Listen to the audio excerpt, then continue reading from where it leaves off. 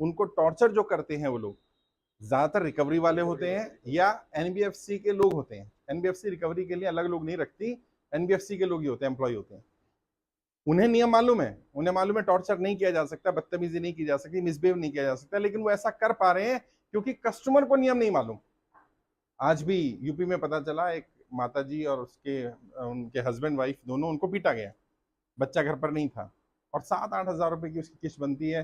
थोड़ी डिले हो गई तो थोड़ी बदतमीजी हुई, बहसबाजी हुई, तो बस महिला ने इतना बोल दिया कि भाई आप ऐसे क्यों बोल रहे हैं, और मेरे बेटे आ जाएगा तो उससे बात कर लेना, तो सीधा तू तड़ाक शुरू कर दी। फिर हस्बैंड ने थोड़ा बोला भाई आप महिला से ऐसे कैसे बात कर रहे हैं, तो उसको थप्पड़ मार दिया। अब ये वो करने का अधिकार नहीं है उसको ये मालूम है, जो ये कर रहा है उसे मालूम है उसे अधिकार नहीं है, लेकिन जिसके ऊपर अत्याचार हो रहा है उसे नहीं मालूम कि ये नहीं कर सकता। जब उसे हमारी टीम ने बात की, जब उसका बेटा आया तो उसको बताया, क्योंकि ऑलरेडी जुड़ा हुआ है, केंद्र भी खोला है, तो उसने कहा ये तो नहीं कर सकते ऐसे, आपने बदतमीजी करी है। तो हमने पुलिस में भेजा, तुरंत पुलिस ने एक्शन लिया, उस रिकवरी वाले को बुलाया, उसकी कंपनी को बुलाया और उनके ऊपर आज एक्शन हो रहा है, एफआईआर भी हो गई। क्यों हुआ? क्योंकि वो अवेयर था, उनका बेटा। अगर माताजी और पिताजी जिनके साथ बदतमीजी हुई, अगर वो अवेयर होते तो बदतमीजी नहीं होती। समस्या क्या है? हमें अवेयर होना है पहले। दूसरा, जैसा अभी हरप्रीत जी ने भी कहा और बात सही है, प्रशासन से हमारी कोई लड़ाई नहीं है, लेकिन प्रशासन हमारा सहयोग कब करेगा? जब हम प्रशासन के पास जाएंगे अपनी बात करने।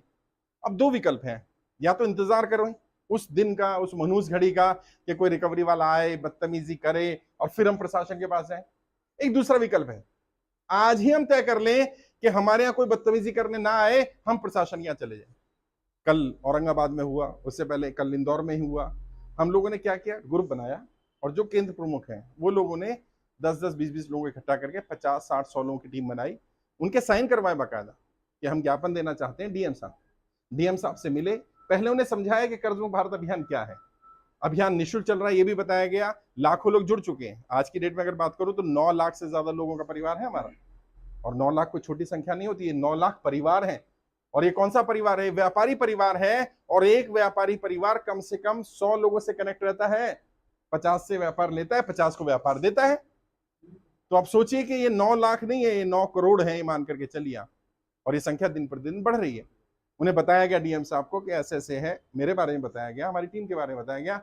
औरंगाबाद के डीएम सुनते थे मेरी वीडियोस, डीएम के जो असिस्टेंट थे वो सुनते, उन्होंने कहा हाँ मुझे पता है, ये तो अभियान चल रहा है, पूरे देश में चल रहा है, आप लोग बहुत अच्छा काम कर रहे हैं। अब डीएम ने पूछा आप क्या चाहते हैं? भाई हम 3 चीजें चाहते हैं, और यही 3 चीजों की मांग करनी है। पहली, हम डिफॉल्टर नहीं है, हम भगोड़े नहीं है, हम पैसा लेकर भागने वाले नहीं है, हम बेईमान नहीं है।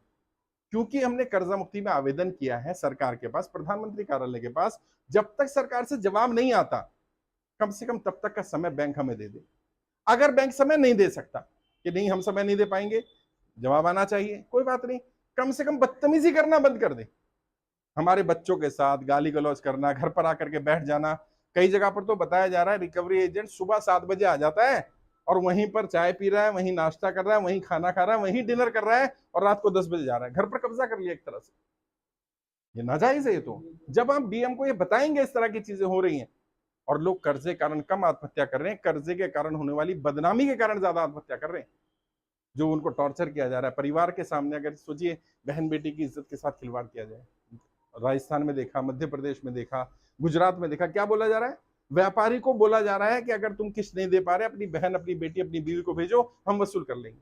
बताइए किस इससे ज्यादा निर्दयी कोई काम होगा? इतना नीचे गिर जाएंगे, और हम बोलेंगे नहीं, बोलना पड़ेगा।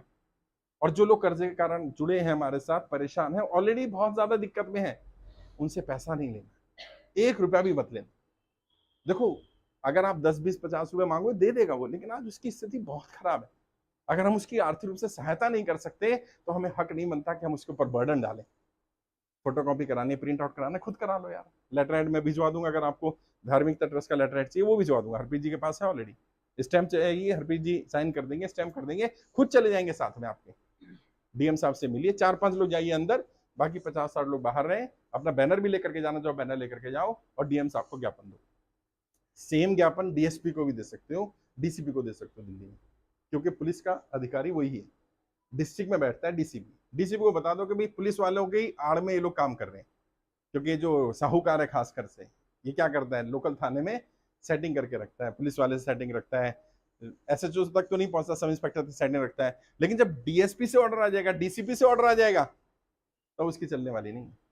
और बताओ क्लियरली कि भाई हम पैसा देना चाहते हैं, आज हमारी स्थिति खराब है, और स्थिति क्यों खराब हुई है। अगर लेटर लगा करके दे सकते हो तो लेटर भी दो, खाली डीएम को एक लेटर नहीं देना, हर कोई जो 50 लोग आए वो अपनी लिख करके दें, मेरा व्यापार चलता था, इतना व्यापार था, इतनी टर्नओवर थी, नोटबंदी आई, जीएसटी आया, लॉकडाउन आया, जो भी समस्या आई, इस कारण मैं कर्जे की दलदल में फंसा।